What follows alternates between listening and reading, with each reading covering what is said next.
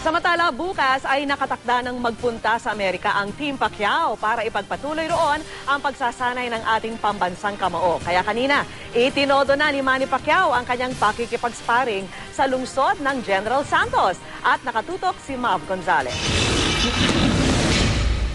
Sa kanyang huling araw ng training sa Gensan, all-out sa sparring si Manny Pacquiao. At sa huling round, halos pabaksakin ito sa lakas ng mga suntok ang sparring partner.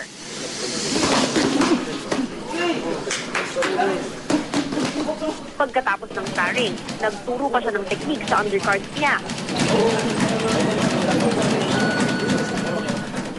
Pwede naman, walang problema. Mayroon pa tayong mahigit sa buwan. Ginagawa ko ang lahat ng aking magagawa sa training. Talagang lahat ng buong araw, puro exercise lang.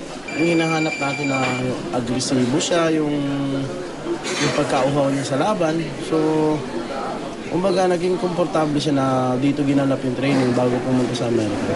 Sa awan ng Diyos, wala pa namang nangyari na may naramdaman siyang mga pulikat sa paa niya. Napakalaking bagay para kay Manny nitong laban nila ni Juan Manuel Marquez dahil pang-apat na to. Gusto na nilang malaman kung sino ba talaga ang mas magaling na boksingero. At ngayon, isa lang ang gusto niyang gawin, ang ma-knock-out ang Meksikano. Ayon sa business advisor ni Pacquiao, inaantay na ni top-rank promoter Bob Arum si Manny para sa promotion ng laban sa Amerika. He's well ahead of the game, so I'm not really worried about the physical aspect.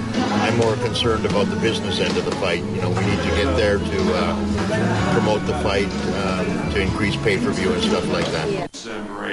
Bukas ng gabi, tutulak na patungong Los Angeles ang Team Pacquiao para ipagpatuloy ang paghahanda para sa laban nila ni Marquez sa December 8.